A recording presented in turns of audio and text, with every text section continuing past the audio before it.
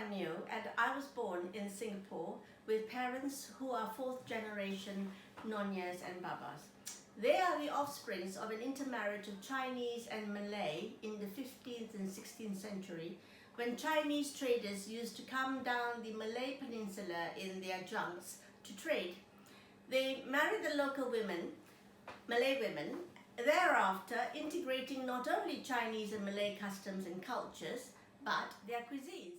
The Nyonya cuisine was named after the female offspring of this intermarriage, who were renowned for their deliciously unique style of cooking, which is a blend of Chinese ingredients with aromatic indigenous herbs and spices, and the use of rich coconut milk.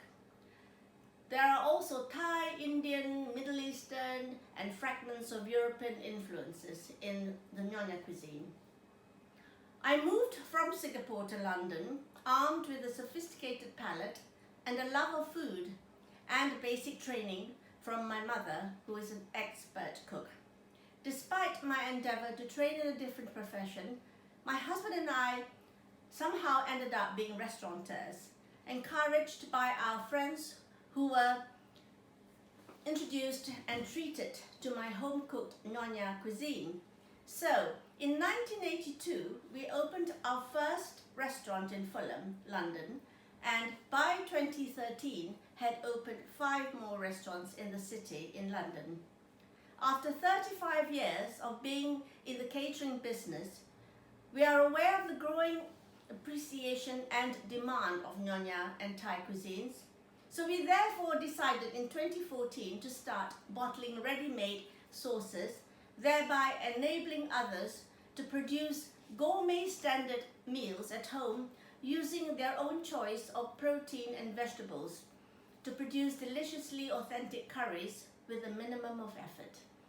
Nyonyas and Thai curries are particularly labor-intensive and involve the meticulous preparation of finely slicing, grinding, and using a myriad of these aromatic herbs such as fresh lemongrass, galangal, ginger, lime leaves, shallots, fresh turmeric, garlic, and so on and so forth, together with shallots and shrimp paste and dried spices such as coriander, cumin, fennel, and a whole collection of other spices, to name just a few.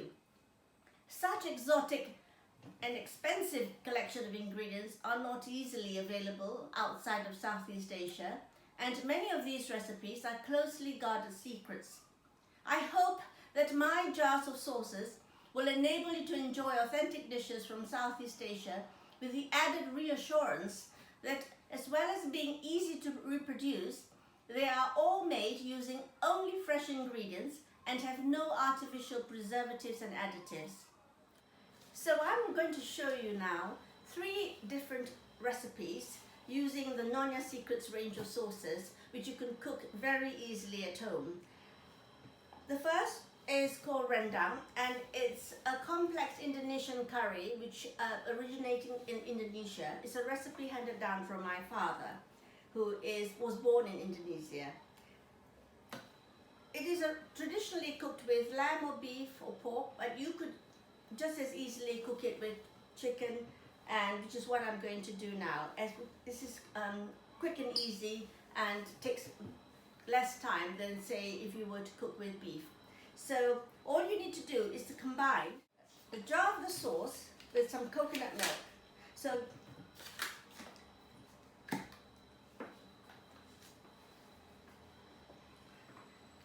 I'm just going to transfer all the entire contents of the jar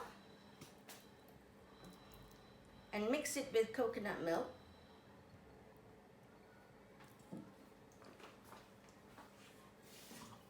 I might just add a drizzle of water, a tablespoonful of water, just to rinse out the residue so we don't waste any, and then mix it with a can of good quality coconut milk.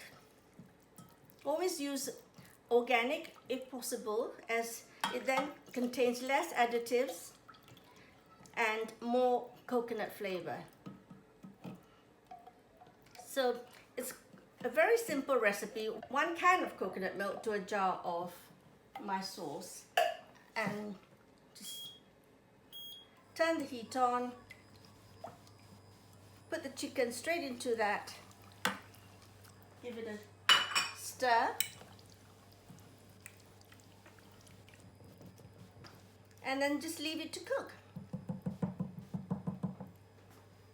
Now this should take all of 15 to 20 minutes until the chicken is cooked. Obviously, if you're going to cook with beef or lamb, that might take about an hour, but the longer you slow cook it, the more the flavors will get into the meat. So there's no need to brown the chicken or any other protein that you may use, because if you brown the meat, and the sauce won't be able to penetrate into the meat. So this is, as soon as it's ready, you can transfer it into a dish. Now I've also got some desiccated coconut, which this is what it looks like, a dry desiccated, which you would normally use in cakes, and I have toasted it in a dry pan so that it has got a more toasty flavor, and this is going to get sprinkled into the curry once it's cooked, and you can also use it as a garnish. So I've got a pan here which has already been cooked. This was made 15 minutes earlier, and all I've done is garnish it with some kaffir limes. You could also shred the kaffir limes, thinly shred, so that it looks pretty. And if you want to add a bit of color, just a slice of fresh red chilies. A few slices of fresh red chilies, which will give it a dramatic finish. So there you go, that's my chicken rendang.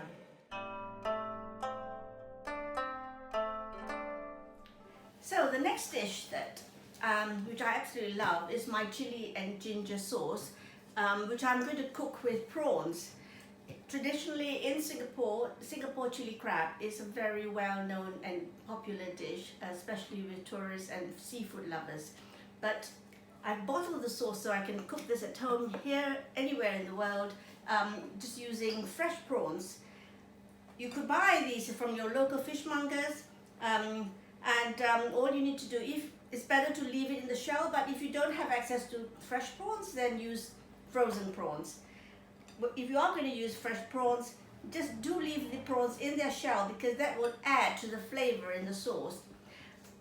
All you need to do is to trim off all the tentacles and legs, and perhaps using either a sharp knife or kitchen scissors, just chop off the sharp bits at the end, and then run your knife right through the back, which will then release the vein or the intestine, which is not particularly good to eat. So you're basically cleaning the prawns, and then once you prepare all that, all you need is a jar of sauce. Put the pan on, throw it into the pan, and I've got here about a kilo of prawns.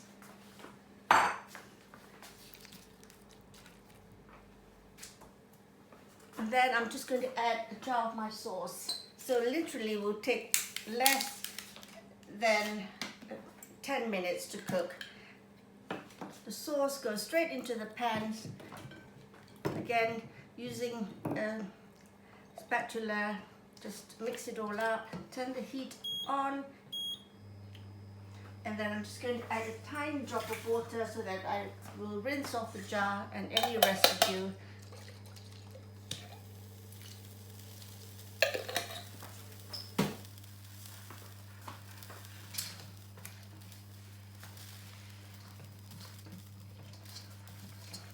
And if you want to add some cherry tomatoes, that will add a bit of texture and color to the dish as well.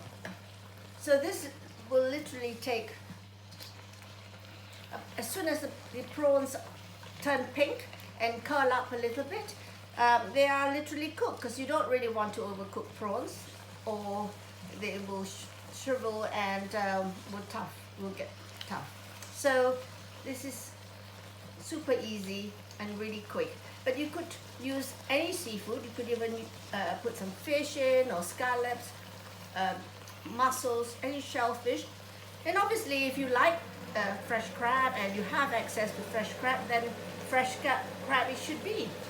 The sauce is so yummy and finger-licking good, and I seriously hope that you will try this. So there you go, you can see the prawns are now turning pink.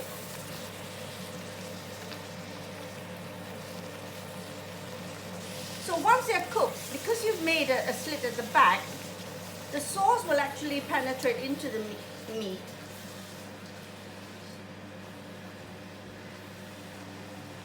And you can eat it quite easily by just opening it with your knife and fork to release the flesh.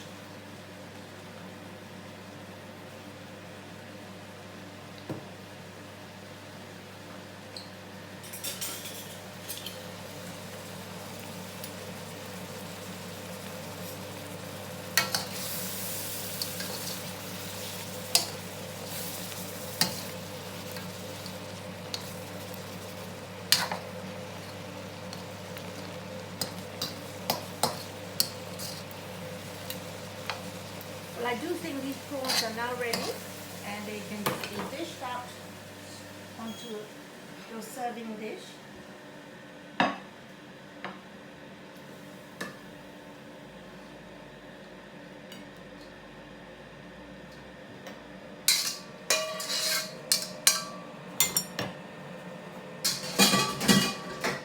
I've got some spring onions which I'm just going to garnish it with. Or some lovely micro leaves, which will give it a very colourful finish.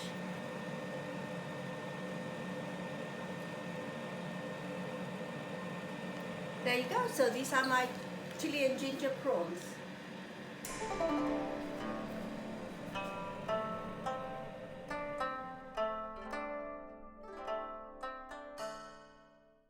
The final recipe is made from Nyonya Sambal Curry mix, and it's a laksa curry which is made with noodles and seafood, and that will be on a separate video. So thank you for watching.